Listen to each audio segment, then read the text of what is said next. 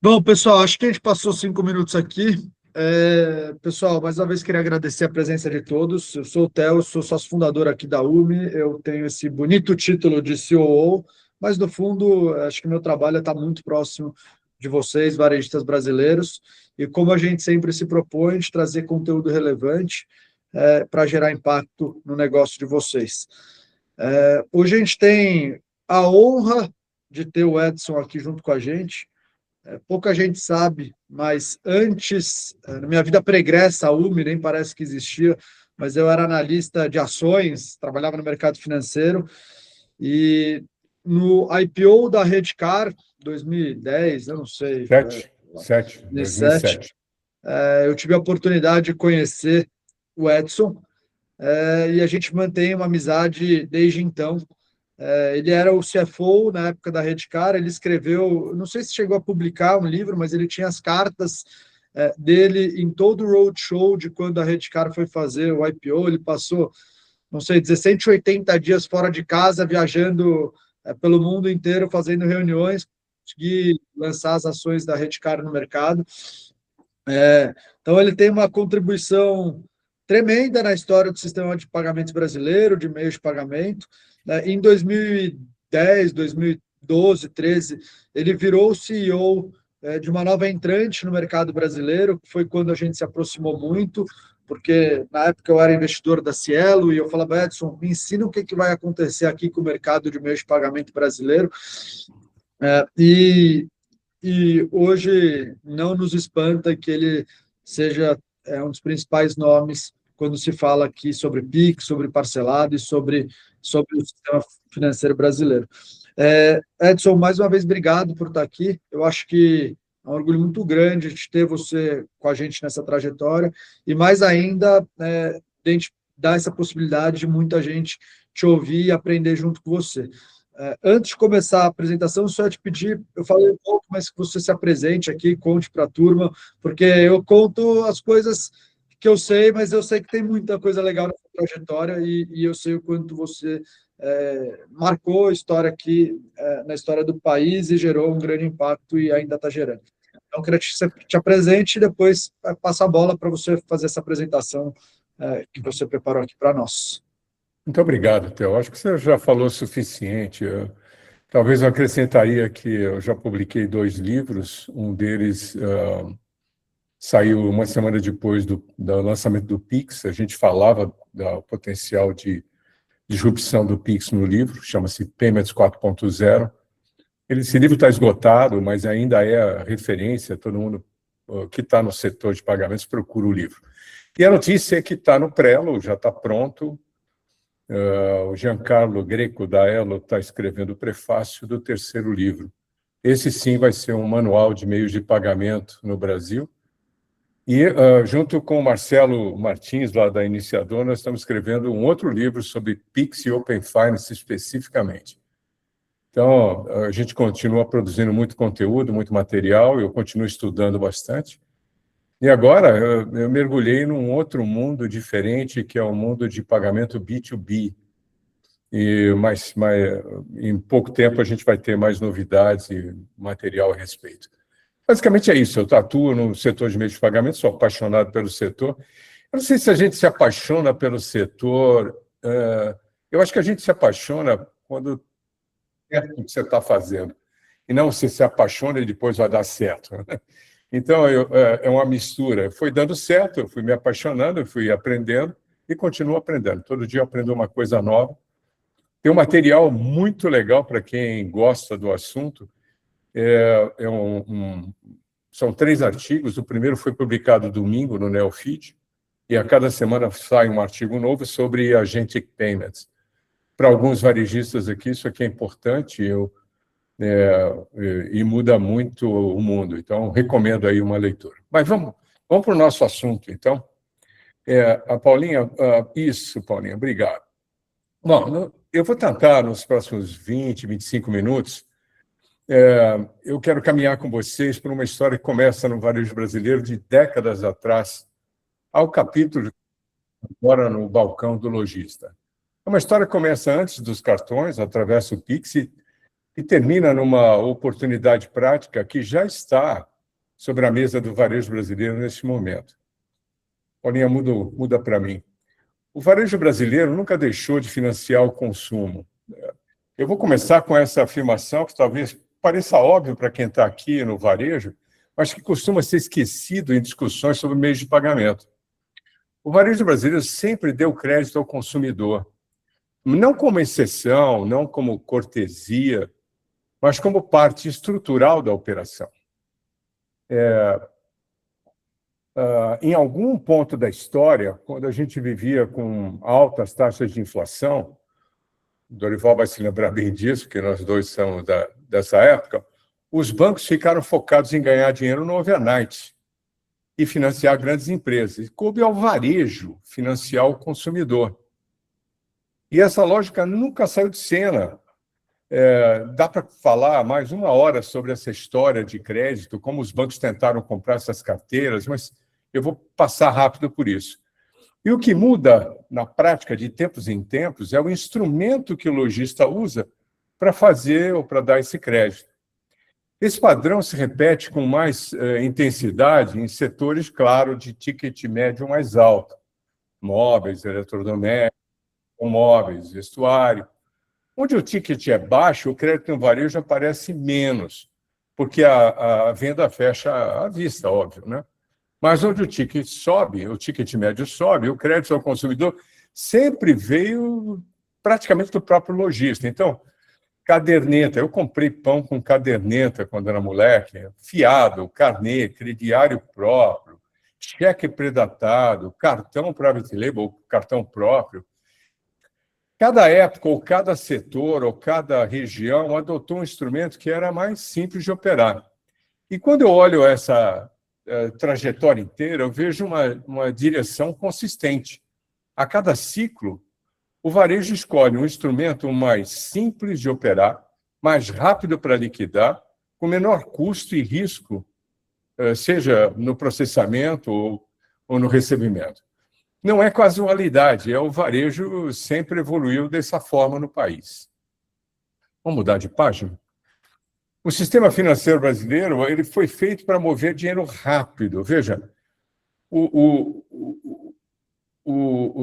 desculpa, Paulinha, volta na página anterior, ainda tô nela. Veja, o cheque predatado foi aqui, por décadas, o principal instrumento que o varejo utilizou. Não por preferência, mas por uma lógica operacional. O sistema financeiro brasileiro foi forjado debaixo de uma hiperinflação, principalmente. E mover dinheiro com rapidez era mais importante do que mover o produto. Então, pensa o seguinte, uma inflação de 100% ao mês. Se você manda um produto para o Nordeste de avião, ele chega no mesmo dia e você já pode cobrar. Agora, se você mandar de caminhão e levar uma semana numa inflação de 100% ao mês, juro de conta de padeiro aqui, perdão, os padeiros, dá 25% de perda de valor. Então, mover dinheiro era mais importante. Então, em uma economia onde o tempo corroía o valor do dinheiro a olhos vistos, a infraestrutura de compensação bancária que se desenvolveu nesse ambiente está, ainda hoje, apesar que a gente não emite muito cheque, entre as mais eficientes do mundo, né? Então, o cheque predatado se beneficiava exatamente dessa infraestrutura. O lojista recebia o cheque, registrava a data, depositava no dia certo, a liquidação era rápida e confiável. O lojista não dependia da memória do consumidor de ir lá pagar a caderneta, ou de pagar o carnê, ou de pagar a prestação. Bastava depositar. Era mais simples de emitir um carnê, manter uma caderneta ou montar um crediário próprio, pois o cheque... Por isso que o cheque dominou isso por muito tempo. Agora sim, a gente muda de página, por favor. Então, parcelar uma compra é algo muito interessante, é um hábito cultural. Aqui vale fazer uma pausa para essa afirmação que estrutura o resto da nossa conversa. Parcelar uma compra no Brasil é um hábito cultural antes de ser uma função financeira. Para milhões de brasileiros, dividir o valor de uma geladeira, de um par de tênis, de uma passagem aérea em parcelas, não é só uma facilidade.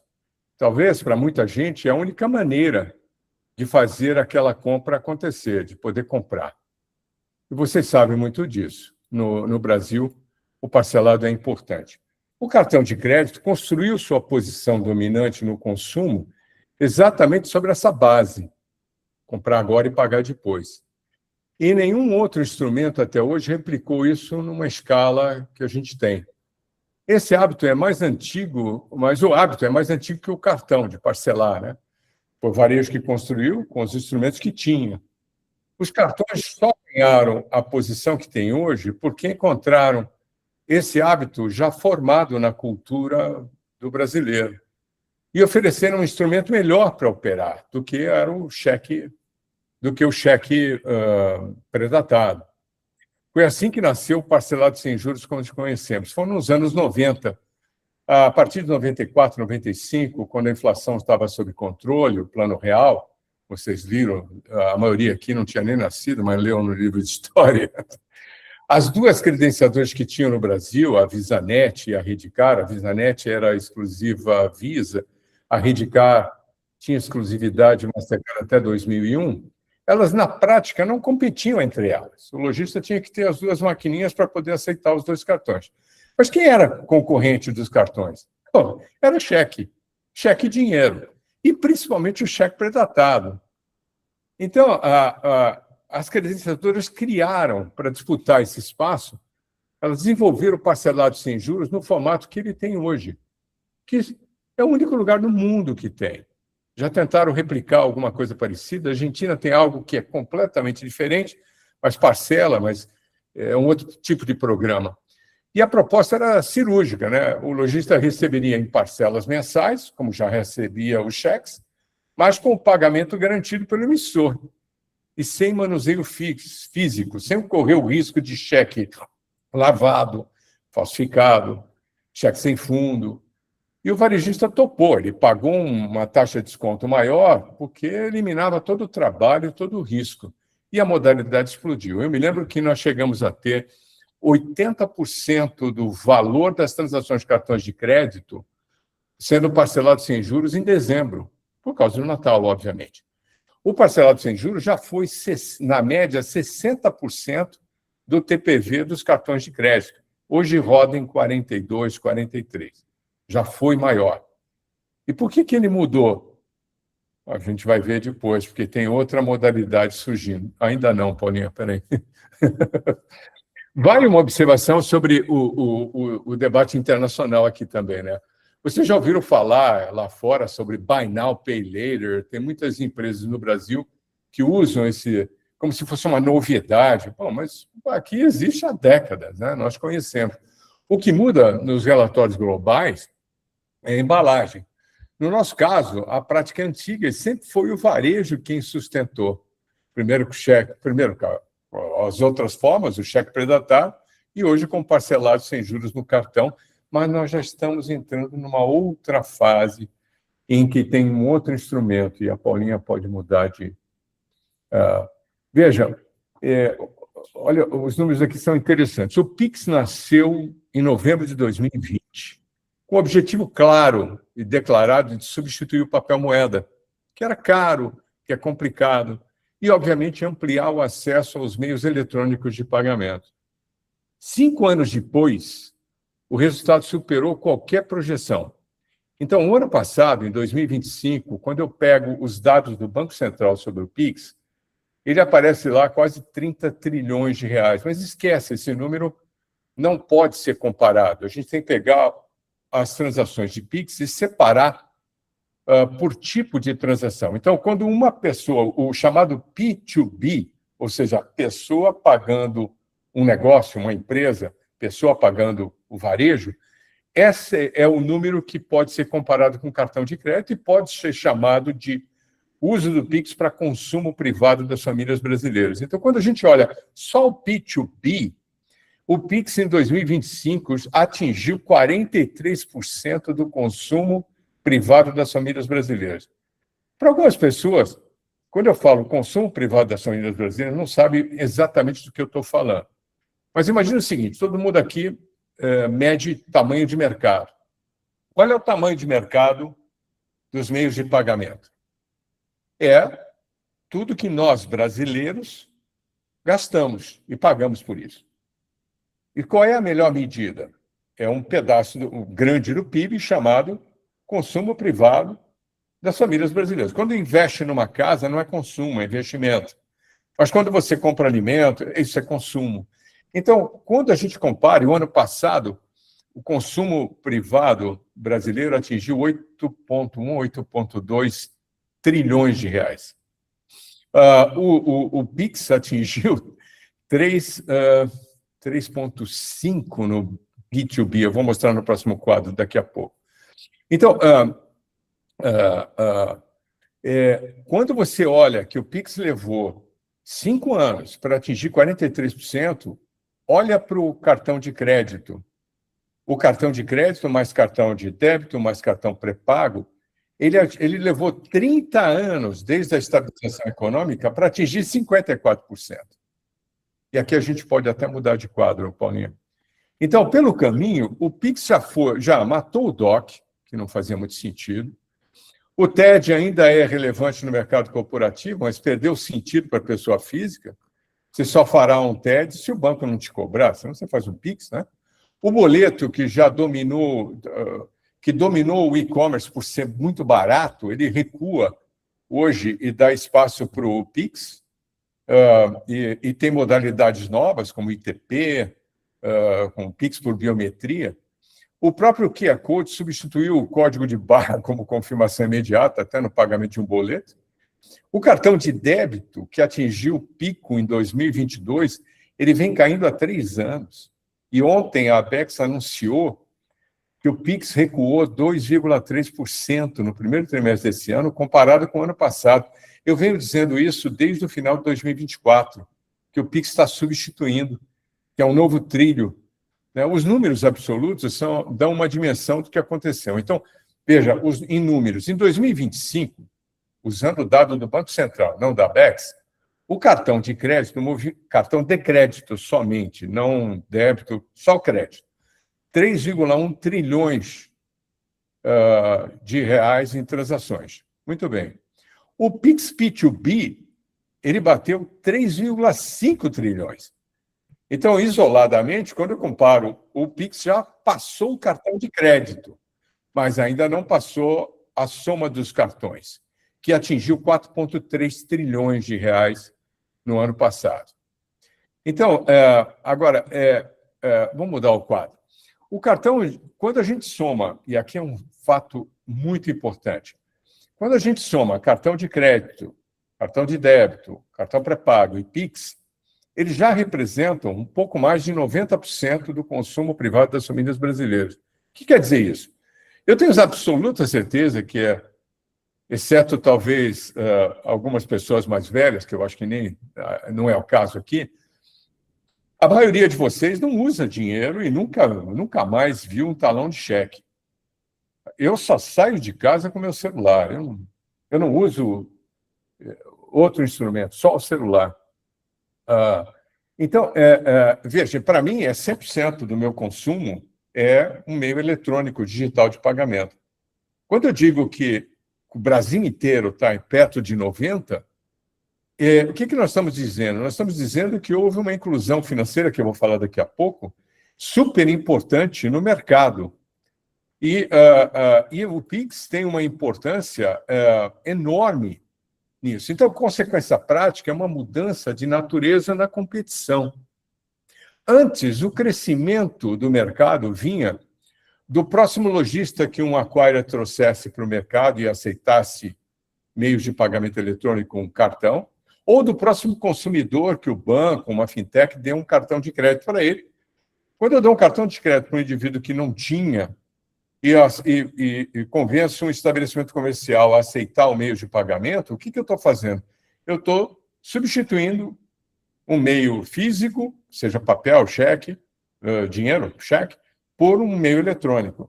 E esse crescimento do mercado, por isso o Theo lembrou aqui do sucesso da época, da abertura de capital da Redcar na época, era espetacular porque a gente crescia mais de 25% ao ano na receita e no lucro quase 100%. Então, era maravilhoso o crescimento. Esse crescimento mudou.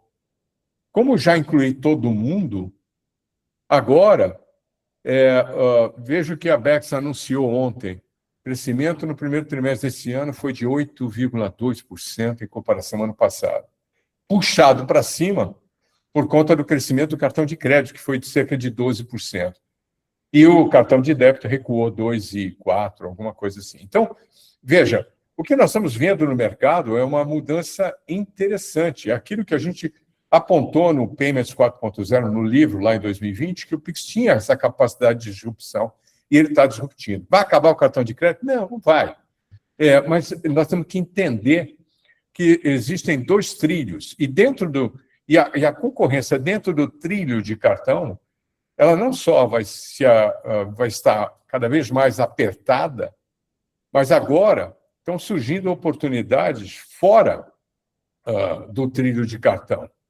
Então, para o varejo, a leitura prática dessa mudança é simples. A disputa não é mais para trazer o próximo consumidor para o digital, para o meio de pagamento digital, porque ele já está lá. É por capturar cada fluxo dentro do sistema digitalizado. Então, e o trilho que cresce mais rápido é também aquele que conecta o varejista com uma base de consumidor que ele não alcançava plenamente, não com crédito, né? Por uma razão que eu vou explicar no próximo quadro. Por favor, Paulinho. Aqui está, na minha leitura, o ponto mais importante que o varejista pode levar desta conversa para casa. Eu peço atenção especial para o que eu vou dizer nos próximos minutos. O Pix incluiu no sistema financeiro milhões de brasileiros. Qual é o número? O Banco Central falou uma vez em 70 milhões de brasileiros. Os dados do Pix contam que mais de 170 milhões de brasileiros utilizam o Pix. Eu vou fazer uma conta média aqui. Já que 90% do consumo já é um meio eletrônico, eu diria que o Pix incluiu financeiramente cerca de 100 milhões de brasileiros. Quem são esses 100 milhões de brasileiros? Eles não tinham conta bancária. Eles não tinham uma conta de pagamento. Se tinha uma conta de pagamento, não usava. Usava só para receber o seu benefício que o governo lhe deu durante a pandemia, mas não usava aquela carteira, porque era chato usar aquela carteira. O Pix muda o jogo, né? Para você colocar dinheiro na sua carteira eletrônica, na sua carteira digital, na sua conta de pagamento, você se lembra, a gente tinha que emitir um boleto e pagar o boleto num banco ou num correspondente bancário para carregar, para depois usar. O Pix muda tudo. O Pix iguala o jogo. Era como se a carteira eletrônica fosse divisão B do Campeonato Brasileiro e a conta bancária, o Premier League. A diferença era muito grande. O Pix igualou. Não tem diferença entre eu usar o meu banco ou minha carteira eletrônica para fazer um pagamento ou para receber um pagamento. Isso... então, imagina, as pessoas que recebiam salário em dinheiro e pagavam contas em casa lotérica, que dependiam de transferências caras para mandar recursos para sua família, por exemplo, o sistema financeiro, por décadas, simplesmente não atendia essas pessoas. O Pix mudou esse quadro em 5 anos. Hoje, esse brasileiro tem conta de pagamento, movimenta dinheiro em segundos, compra na internet, ele não conseguia comprar na internet. Assina um streaming, ele assiste uma TV agora, ele ouve música, ele paga um delivery, ele paga um Uber, caramba. E mais importante para essa conversa, ele deixa rastro. O que eu quero dizer com deixa rastro? Cada Pix que ele faz, cada Pix que ele recebe, alimenta um histórico financeiro que é mensurável. Algo que não existia para metade da população brasileira economicamente ativa até pouco tempo atrás. Então, esse consumidor já paga o varejista pelo Pix, mas sem crédito ele não compra ticket alto. Compra o que cabe no salário do mês. Não compra geladeira em 12 vezes, não compra o computador, não compra passagem. O varejo que não enxerga isso está deixando dinheiro na mesa e conta E a conta do que fica na mesa cresce na proporção em que o novo consumidor entra no sistema. Mas a boa notícia, e podemos mudar o quadro, é que sobre o trilho de Pix já está nascendo agora uma camada nova. Eu digo está nascendo agora, mas vocês já conhecem soluções que já estão aqui há mais de um ano no mercado. A do crédito. Então, tem banco. O meu banco oferece crédito para mim para eu utilizar no Pix, oferece o limite do meu cartão de crédito para eu utilizar no Pix para pagar parcelado com juros. Os bancos já estão testando, já estão experimentando, já estão fazendo isso. E as fintechs também. Só que o banco não conhece aquele indivíduo que acabou de ser incluído. Mas as fintechs, sim. Então, as fintechs estão mais próximas deles, conseguem entender o movimento e o fluxo que ele tem na sua conta digital, na sua conta de pagamento, e consegue dar um crédito para ele. Ou um crédito aberto para ele gastar onde ele quiser, ou um crédito específico, uma transação específica. Cada um tem o seu modelo.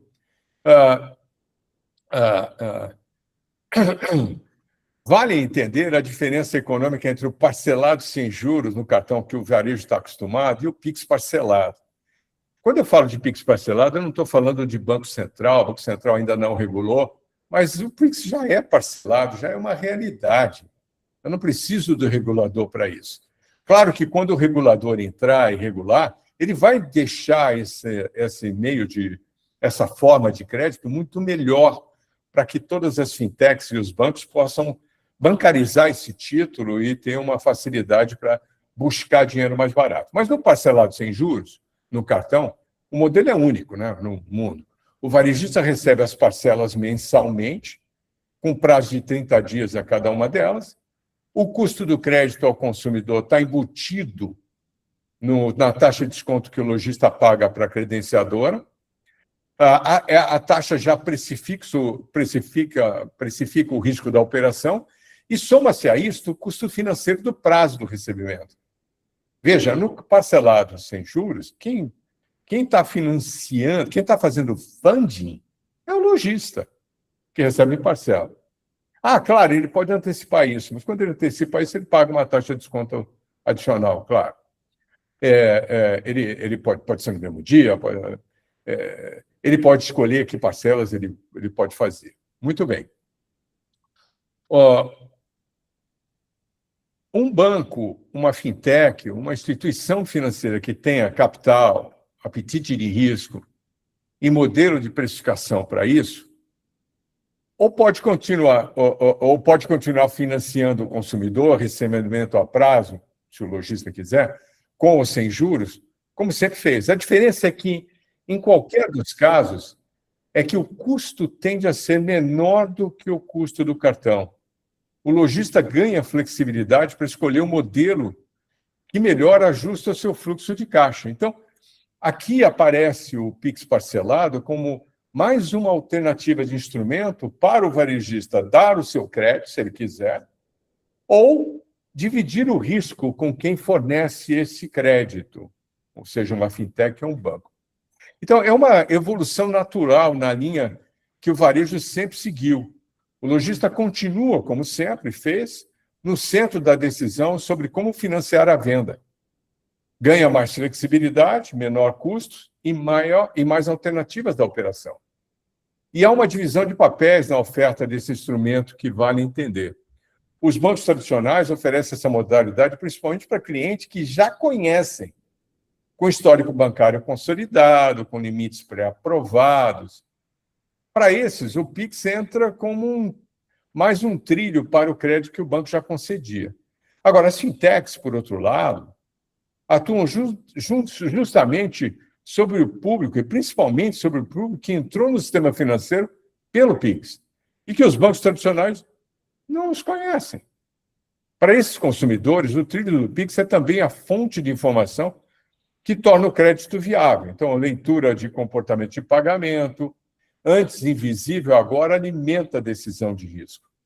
O Pix parcelado não vai substituir o cartão de crédito no curto e médio prazo. O que vai acontecer, e já está acontecendo, é uma divisão de território, uma briga é uma competição entre trilhos.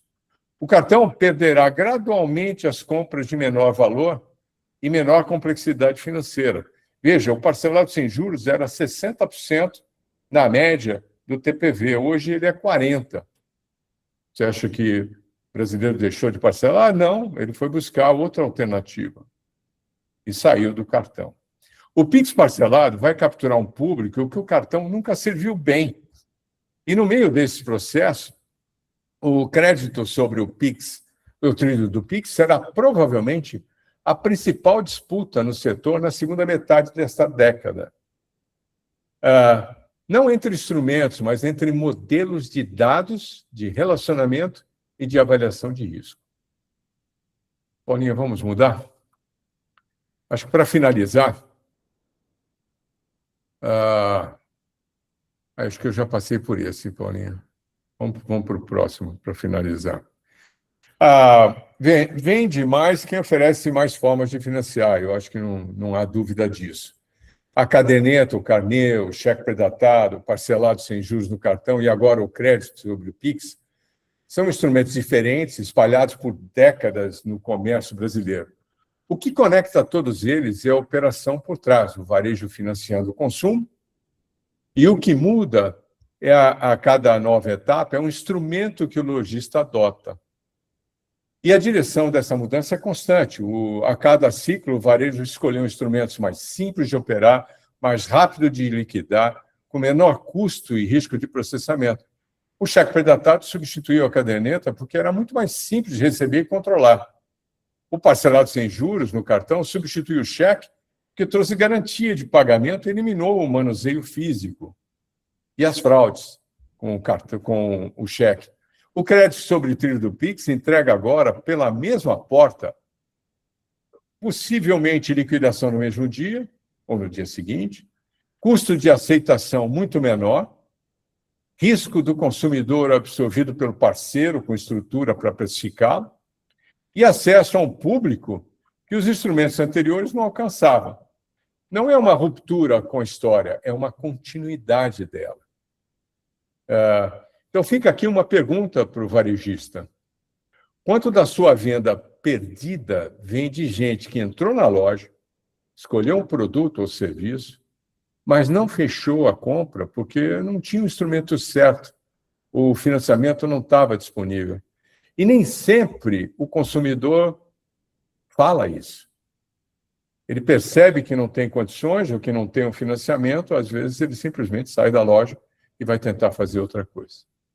Era isso que eu tinha para contar para vocês hoje. Obrigado por me ouvir por tanto tempo. E estou disponível aqui para a gente bater um papo e responder perguntas. Ô Edson, mais uma vez, uma aula, muito bacana te ouvir. Eu vou primeiro abrir aqui para perguntas, perguntar se alguém tem alguma pergunta, se alguém quer ser a primeira pessoa cara de pau de perguntar, se não, pode deixar que eu tenho algumas perguntas aqui. Meli, eu tinha te visto com a mão levantada, mas você baixou a mão. Alguém tem alguma pergunta? Alguém quer seguir com a primeira pergunta? Começa você, que eles se empolgam. Vai lá. Então, eu até anotei aqui, acho que tem uma sequência de perguntas no final das contas, Edson. Mas você citou durante a sua apresentação sobre o fato do varejista brasileiro, pelo menos a partir da década de 60, nunca ter deixado de financiar o consumo. Né? Falo da década de 60 por conta das Casas Bahia e mais fortemente a partir dos anos 80, com a hiperinflação e depois com o cartão de crédito. E depois você falou sobre, você concluiu agora a apresentação falando sobre varejistas que perdem as vendas no final das contas porque não tem algum meio de financiamento disponível. E falou sobre o impacto do Pix na inclusão dessas pessoas, de determinadas pessoas no sistema de meio de pagamento brasileiro, de tal modo que nós, fintechs, podemos nos aproveitar disso para precificar bem o risco de crédito dessas pessoas e conceder crédito para elas ou ajudar o varejista a conceder o crédito para elas. Então, eu tenho uma pergunta mais simples para começar e depois eu tenho uma que eu acho que é um pouco mais complexa. Se você fosse um varejista hoje, Edson, olhando puramente pela ótica de maximização de lucro e geração de valor de longo prazo, como é que você estruturaria sua estratégia de meio de pagamento, de crédito, de relacionamento financeiro com o consumidor? E daí eu já vou Tá. casar com a segunda pergunta, que Essa é... pergunta vale vender uma consultoria, hein? Olha que legal. Mas é justamente essa é a pergunta. Pessoal, vocês estão com um consultor aqui. Não, eu estou Eu acho brincando, que gente. eu não vou fazer a Estou pergunta brincando. fácil, né, Edson? Olha, E acho que, só para casar uma segunda pergunta já, que eu acho que no final dos contos é um pouco casado, a gente falou muito sobre Pix aqui, sobre meios de pagamento. Só que tem uma segunda grande transformação que está acontecendo na vida de todos nós, que é, no final das contas, esse mundo de AI, esse mundo de agentes, e esse mundo de automação, e está tudo acontecendo muito rápido, né? Eu acho verdade. que todo mundo aqui já usa ChatGPT, mas quando a gente começou a usar ChatGPT, já veio o Claude e daqui a pouco, enfim. Como é que você enxerga que isso vai mudar o varejo no Brasil, no Nossa. mundo? E no final das contas, o que vai impactar o consumo, o relacionamento com o cliente, o crédito e os meios de pagamento, principalmente, no final. Como é que o Pix vai estar no meio disso? Então, assim, a primeira é mais simples, né? Como é que a gente maximiza Então, os meios de vamos pagamento pela agora, primeira. A depois segunda, a a gente olha segunda é para você. bem complexa, mas se eu não puder responder tudo, dou a dica aonde procurar um material muito bom. Mas a primeira, acho que a gente tem que separar o lojista por tamanho e por complexidade de operação. Independente de tamanho e complexidade, é importante o lojista ter a capacidade de aceitar qualquer meio de pagamento. Vale gás está valendo aqui na minha loja. Qualquer tipo de meio de pagamento, eu não posso deixar de vender. Meu negócio é vender. Esse é o meu negócio, é comprar e vender. Cara, eu não posso ter nenhum tipo de atrito, e pagamento é um tipo de atrito. Então, deixar de aceitar algum meio de pagamento já é um problema. Mas acho que isso o varejo sabe melhor do que a gente, melhor do que eu, principalmente, porque vive o dia inteiro. Vive todos os dias sobre isso. Agora, existem alguns varejos que estruturam, de alguma maneira, o crédito. E a hora que estruturam o crédito, eles vão desde aceitar um cartão parcelado sem juros e se virar para ter o capital de giro para circular isso adequadamente até receber, ou antecipar o recebimento com custo alto, até aquele que tem o cartão próprio. Então, eu olho para aquele que tem o cartão próprio e digo assim, cara, você dá crédito para uma pessoa e entrega um plástico para ele, certo? Muito bem. O plástico vai para a carteira no primeiro dia. No segundo dia, porque eu não vou naquela loja todo dia, vai para a minha mochila. Na outra semana, está na minha gaveta. Quando eu vou na loja, eu estou sem o cartão. Não tem problema, a gente aceita de qualquer maneira, porque tem o cartão virtual. Então, para que o plástico? Tem um custo de emissão, tem um custo de embossing, tem um monte de custos por trás e não é barato. E o processamento dele é caro. Você paga por cartão emitido, você paga por cartão ativo. E, na prática, mesmo os grandes varejistas, que têm uma boa parte do seu faturamento baseado em cartão próprio, eles vivem uma situação engraçada, interessante. Aquele que tem a melhor ativação não passa de 30%, um terço de cartão ativado. Então, se você tem 1 milhão de cartões ativos, é porque você emitiu 3 milhões de cartões. Então, eu diria para esse varejista olhar para o lado e dizer, pô, eu já dou o crédito, já corro o risco. Por que eu não posso usar o trilho do Pix? Elimina o cartão, elimina a história, o cara sempre vai estar com o celular na mão, ele esquece qualquer coisa, mas o celular não esquece, se esquecer, volta para casa. Essa é a resposta que eu dou assim de maneira simples, tá?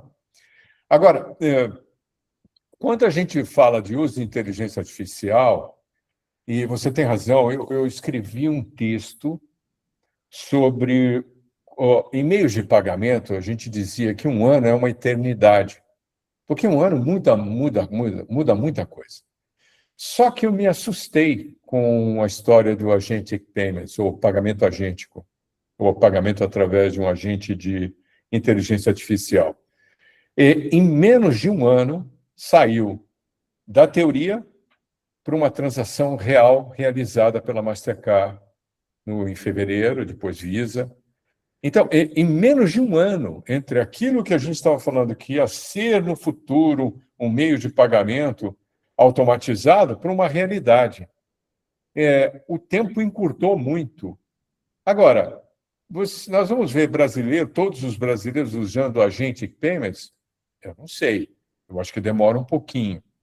Mas, para aquele que não tem uma grande capacidade de busca, usar o agente para usar a inteligência artificial para buscar um produto, acabei de fazer, eu fui comprar pneus para o meu carro. Como é que você acha que eu fiz?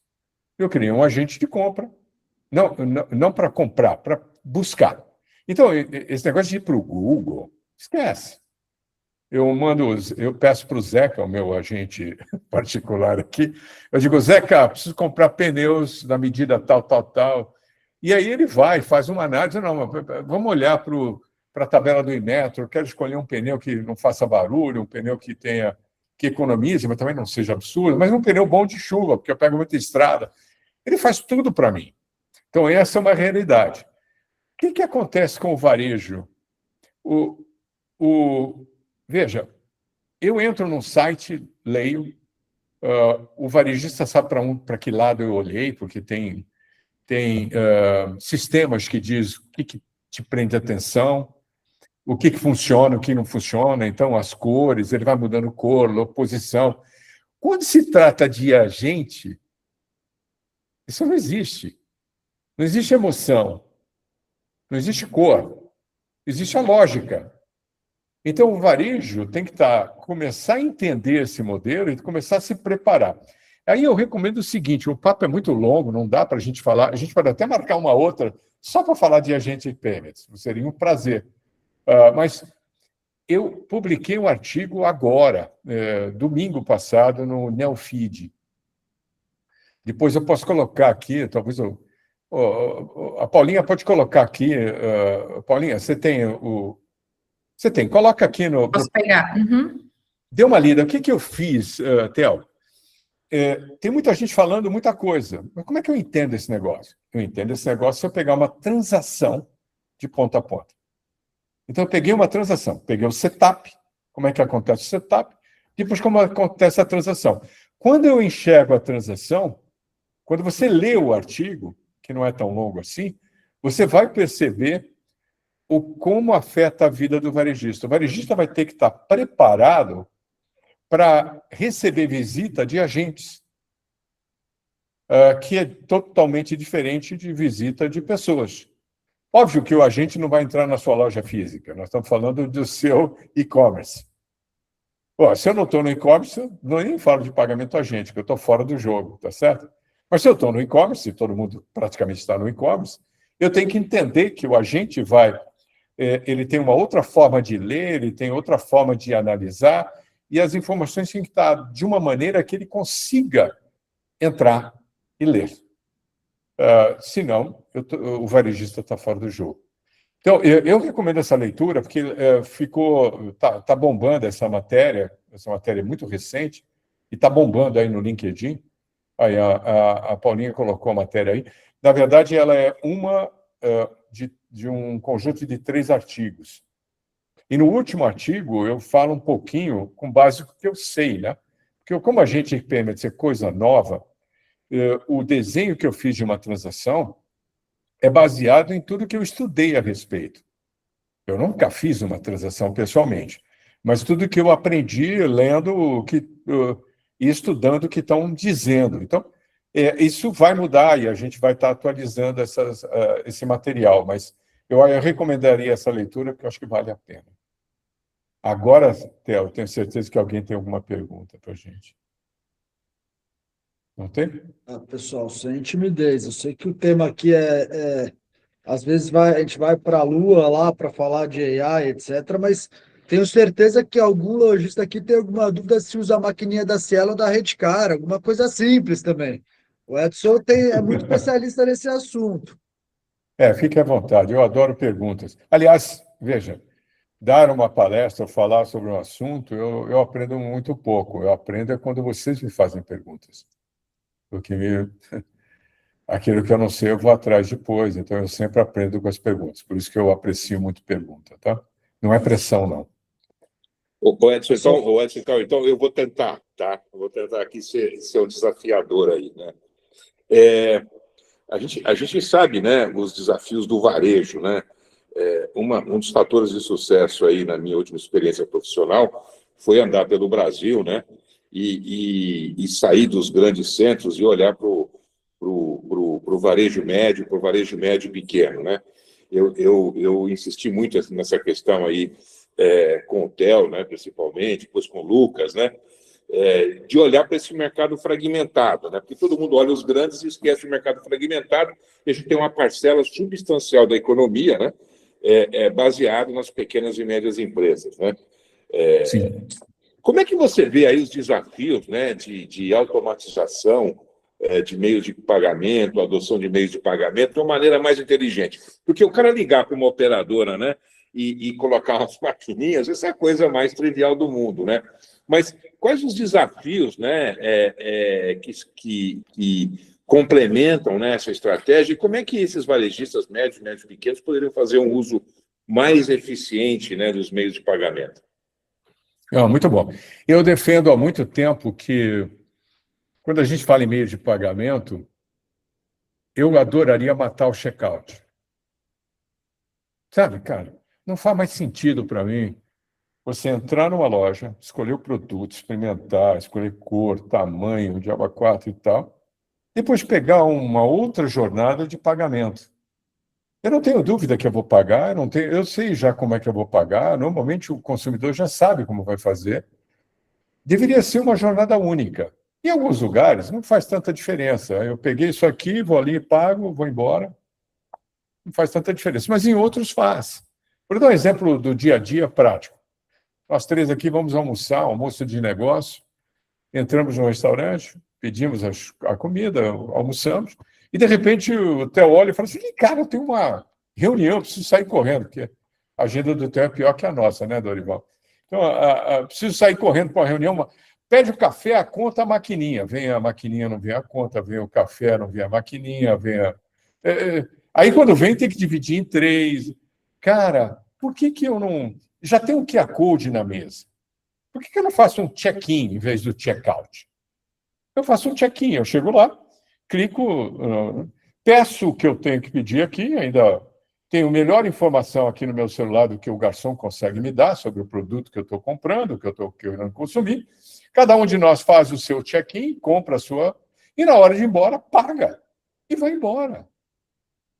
Ah, mas alguém pode sair sem pagar? Tem outras maneiras de você...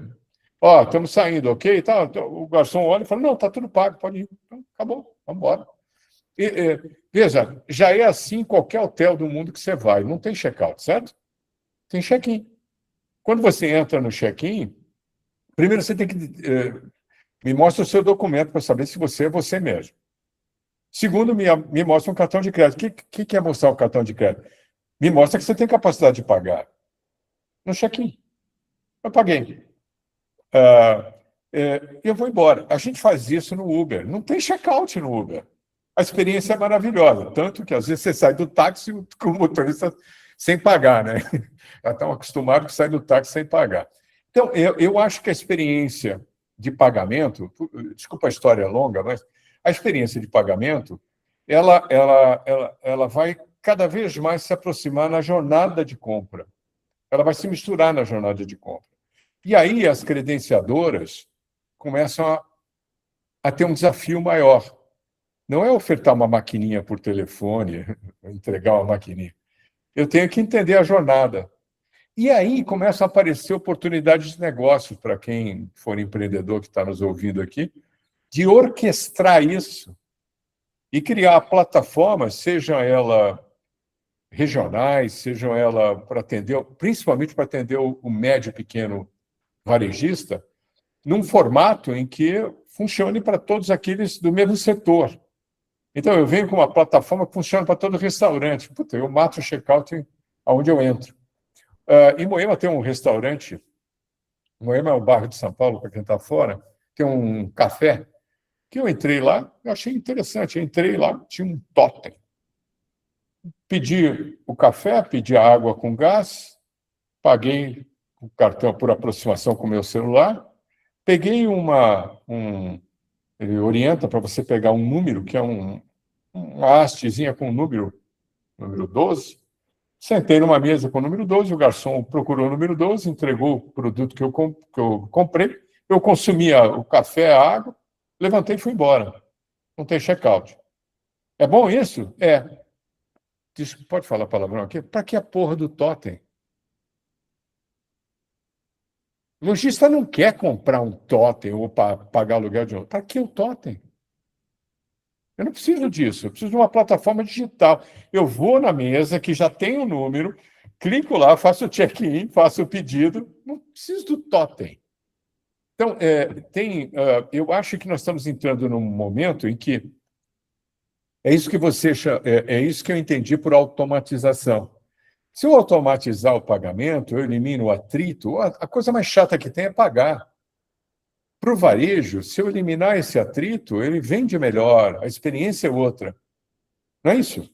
É muito diferente. Eu não sei se respondi a tua pergunta, Dorival, mas eu acho que nós vamos ver. O Brasil são vários países dentro de um só, né? Nós temos, infelizmente, a gente tem uma disparidade muito grande, né? Você tem uma Suíça e tem uma África, dependendo de onde você está. Isso não é preconceito, apenas mostrando realidades diferentes. E, obviamente, o interior do Brasil está aparentemente mais distante. Aliás, Dorival, deixa eu lhe falar uma coisa. Eu fui desafiado por um amigo meu, um cliente, amigo muito próximo, quando eu escrevi um texto sobre digitalização, sobre isso que eu acabei de falar, e ele virou para mim e falou assim, não, você precisa andar pelo Brasil, cara. Você não anda pelo Brasil, você não sabe, a realidade do Brasil é outra. E ele me levou a Patos, não de Minas, da Paraíba. Vocês sabem onde fica Patos, na Paraíba? Fica longe pra cacete. Eu fui a Patos, visitei ele em João Pessoa, o Alexandro, né? E ele me levou a Patos. E por coincidência, Patos é muito quente, a gente entrou numa loja que era uma farmácia de manipulação e ficamos ali aguardando enquanto ele resolvia um problema qualquer. Eu e uma outra pessoa estávamos aguardando e eu observei as meninas recebendo pedido e vendendo pelo WhatsApp. Aí eu falei, vem cá, Alexandre. Pedi para elas responderem para ele quantos elas vendem no WhatsApp.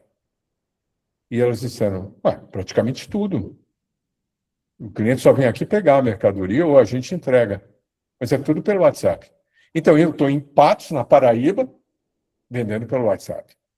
Então, nós já estamos vivendo uma digitalização, eu acho que, mas ainda falta para muitos varejistas que não estão atualizados ou não têm a informação, falta alguém que crie uma plataforma, que crie quando eu chamo de plataforma, é criar uma solução completa para levar para atendê-lo. É por aí que eu vejo o caminho. Eu sou muito otimista de ver essas coisas muito cedo no Brasil. Depois de ter ido a Patos, mas ainda... Respondi, Dorival? Respondeu completamente, Edson. E eu concordo com você, é um pouco dessa questão. Eu acho que há 10, 15 anos atrás nós tínhamos um gap muito grande, né? Em função dessas regionalização, né? Mas a transformação digital ela tem aproximado os extremos, né? E tem trazido uma dinâmica bastante diferente aí, que é um desafio, né? Para quem está integrando soluções e está levando soluções na ponta para os clientes, B2B e B2C, né? Eu acho que o movimento vou chamar de fintechização brasileira, ela também produziu um movimento contrário.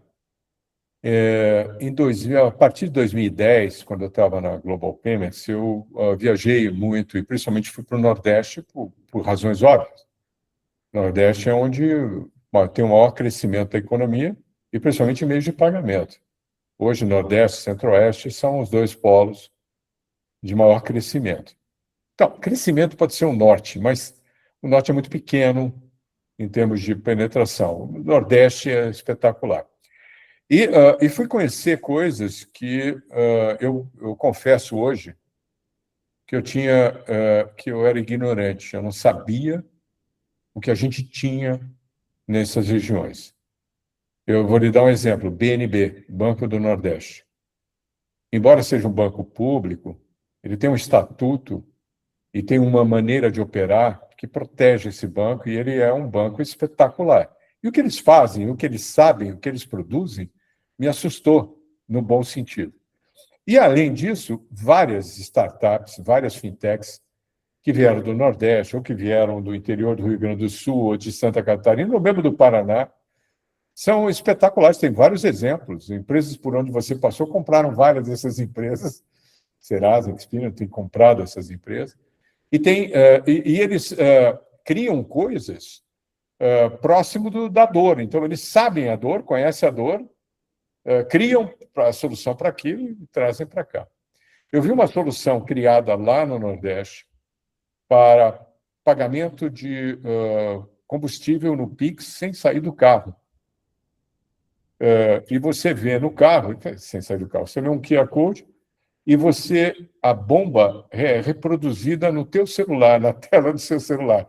Você vê quanto está entrando de gasolina, quanto é o preço que estão te fazendo por litro e o valor total. E, no final, está pago. São espetaculares. Então, nós estamos também vendo muitas coisas surgindo da onde tem a dor. Por quê? Porque, mesmo que eu não leve a solução para onde a dor está acontecendo, a fintechização, vou chamar assim, o empreendedorismo, a possibilidade de criação, hoje é muito mais fácil você ter acesso à informação e dados, está produzindo empreendedores lá desses locais que estão trazendo coisas interessantes para a gente. Você, como investidor anjo, você é investidor, você sabe disso.